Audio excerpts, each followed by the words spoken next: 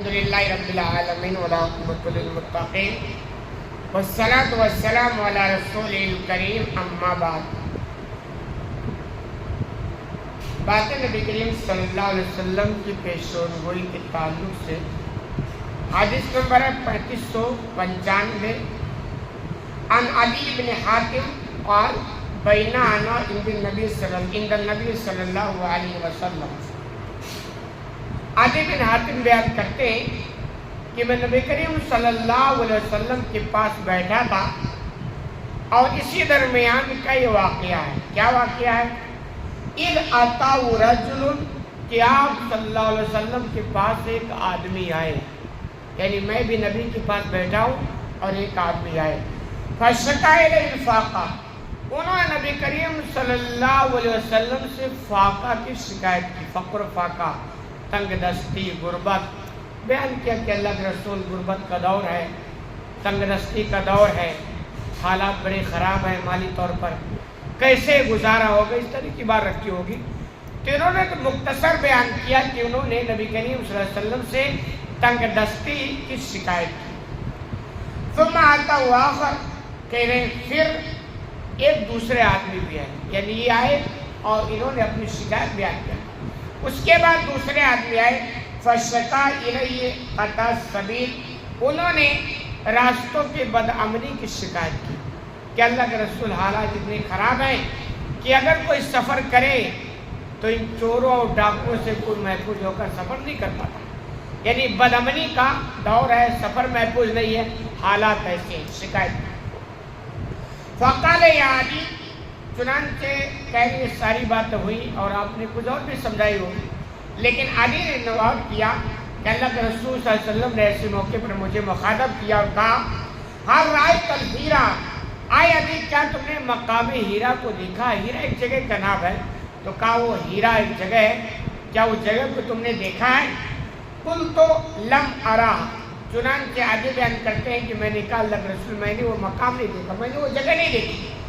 وقد انبیت، ہاں سنا ضرور ہے، میں نے اس جگہ کا نام تو سنا ہے لیکن دیکھا نہیں۔ بہت ساری چیزیں ہوتی ہیں آدمی جو دیکھتا نہیں، سنتا تو ہے، تو نے کہا میں نے سنا تو ہے لیکن دیکھا نہیں۔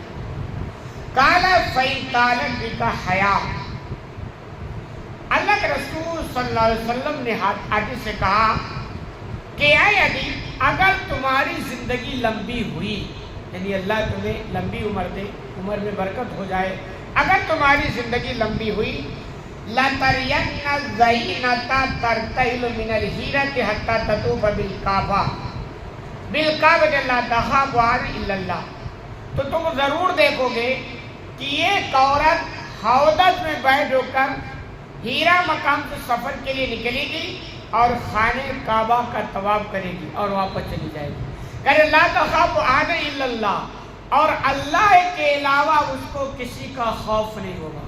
یعنی آپ بتا رہے ہیں کہ ایسا شانتی کا دور آئے گا، ایسا امن کا دور آئے گا کہ ہیرا کتنا دوری پر ہے، وہاں سے ایک عورت اکیلے سفر کے لیے نکلے گی اور خانہ کعبہ کا طواف کرے گی اور اکیلے چلی جائے گی اور کسی کا اسے خوف نہیں ہوگا، خوف ہوگا تو صرف اللہ کا ہوگا۔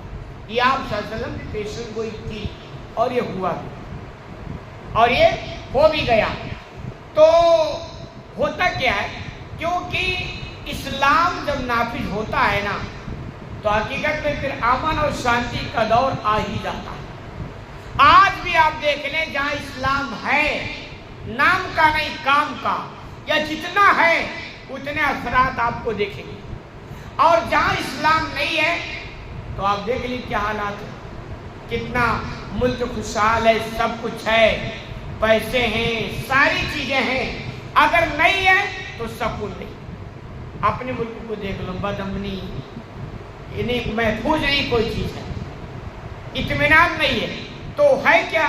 کیونکہ اسلام جب نہیں رہے گا، کیونکہ ہے یہ کہ اللہ نے اس دنیا کو بنایا اور ہم کو پیدا کیا، تو اللہ نے جو نظام دیا اس دنیا کو چلانے کے لیے وہی پرفیکٹ ہے۔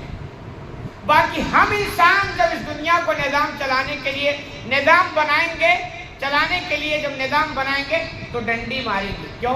انسان کی فطرت ہے کہ جب وہ کوئی قانون بناتا ہے نا تو پہلی فرصت میں اپنے بچاؤ کا وہ راستہ دیکھتا ہے۔ آپ دیکھیں بھائی انڈیا میں ریپ کے کیسز کتنے زیادہ ہوتے ہیں، لیکن کوئی مضبوط قانون نہیں بن پاتا۔ کیوں؟ اس لیے نہیں بن پاتا ہے کہ جو قانون بنانے والے ان پر بھی ریپ کے اتنے زیادہ کیسز ہیں نا کہ اگر وہ صحیح طور پر سنائی ہو جائے گی تو شاید کہ وہ بھی محفوظ ہو پائے۔ تو یہ ہے۔ اور دوسری بات، اسلام جب مکمل نافذ ہوگا تب امن اور شانتی پیدا ہوگا۔ یہ نہیں کہ آدھی جو ہمیں سمجھ میں آئی وہ اپنا لیں اور جو سمجھ میں نہ آئی وہ اپنائے نہ۔ مثلا اسلام کہتا ہے کہ پورے کے پورے طور پر تم اسلام میں داخل ہو جاؤ، تو ایسی یہ بات بھی سمجھنی چاہیے کہ اسلام کا جو نظام ہے وہ پورے کے پورے طور پر ہونا چاہیے۔ آپ دیکھیے مثال کہ بھائی امن نہیں ہے، سفر محفوظ نہیں ہے عربوں کا، کیونکہ اسلام نہیں تھا۔ اسلام جب آیا اور اس کا نظام آیا تو چور لوگ ڈاکو لوگ ختم ہو گئے۔ وجہ کیا؟ چوری کرنے والے ڈاکہ ڈالنے والے عام طور پر دو قسم کے لوگ ہوتے ہیں۔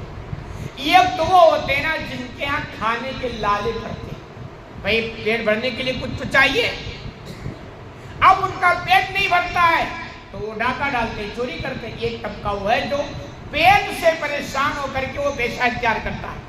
دوسرا طبقہ وہ ہے جو بدمعاشی پر تلتا ہے کہ میں خوب پیسے والا بن جاؤں، کیونکہ ایسے تمیز سے کما کے نہیں بنیں گے تو ڈاکہ ڈال کر کے بن جائیں گے۔ تو اسلام کیا کیا؟ اسلام آیا پہلی فرصت میں زکوٰۃ کا نظام دیا کہ بھائی جو مالدار ہیں ان سے پیسہ لیا جائے اور جو غریب ہیں ان کی غربت کو دور کر دیا جائے۔ تو ہوا کیا کہ جو پیٹ کی وجہ سے جو ڈاکہ ڈال رہے تھے، چوری کر رہے تھے، وہ تو رک گئے، اور جو بدمعاشی کر رہے تھے جب یہ ہوا کہ ہاتھ کاٹ دیے جاؤ گے تو اتنے سخت قانون ہونے کی وجہ سے یا تو دو چار کیس ہوئے اور وہ بھی کہانی ختم ہو گئی۔ تو آپ یہ چاہو کہ بھائی آپ صرف چوروں کا ہاتھ کاٹتے چل جاؤ اور غریبوں کی غربت دور نہ کرو تو نہیں گاڑی چل پائے۔ جب انڈیا میں ریپ کے کیسز آتے ہیں تو کہتے ہیں اسلام کا قانون ہونا چاہیے، سنگسار کر دو، مار دو۔ تو یہ قانون اسلام مکمل نظام حیات ہے۔ اسلام کا جہاں یہ قانون ہے کہ زانی کو جینے کا حق نہیں ہے، وہی اسلام کا یہ بھی قانون ہے کہ ملک میں بے حیائی نہیں ہونی چاہیے، ماں اور بہنوں کے لیے پردہ ہونا چاہیے، یہ دونوں چیزیں ہونی چاہیے۔ یعنی آدھا قانون لاگو کر کے آپ امن اور شانتی کسی ملک میں پیدا نہیں کر سکتے۔ تو اسلام کے اندر مکمل نظام حیات ہے، امن اور شانتی پیدا کرنے کی پوری صلاحیت رکھتا ہے۔ آج بھی دنیا دیکھتی ہے کہ جہاں اسلام کے قانون جتنے پیمانے پر لاگو ہیں اتنے پیمانے پر الحمدللہ وہ امن و شانتی کا پیغام ہے۔ تو اللہ کے رسول نے کہا ایک دور آئے گا کہ ایسا ہوگا، یعنی ہیرا مقام سے ایک اکیلی عورت سفر کرے گی اور خانہ کعبہ کا طواف کرے گی اور چلی جائے گی۔ اشارہ ہے کہ بڑا شانتی کا دور آنے والا کب ہوگا؟ جب اسلام نافذ ہو جائے گا۔ علی کہتے ہیں قلتو فیما بینی و بین نفسی فین دعا تیو الذین قد زعروا البلاد۔ تو علی کہتے ہیں میں نے اپنے دل میں کہا یہ قبیلے طے کے جو بڑے بڑے ڈاکو ہیں جنہوں نے فساد مچا رکھی ہے، فساد کی آگ سلگا رکھی ہے، یہ کہاں چلے جائیں گے؟ اور سب کا علاج ہو گیا۔ کیوں؟ اسلام جب نافذ ہوا تو ہر طرح سے اس کے اندر یہ صلاحیت ہے کہ سارے جرائم کو کنٹرول کر دے۔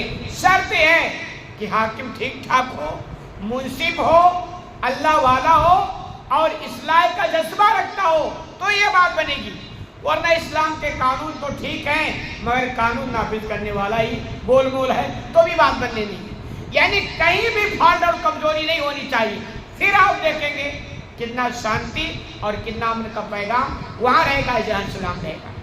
حدیث لمبی بات کے بعد انشاءاللہ درس میں اللہ رب العالمین سے دعا ہے الہ العالمین تمہیں کہنے سے زیادہ عمل کرنے کی توفیق عطا فرمائے۔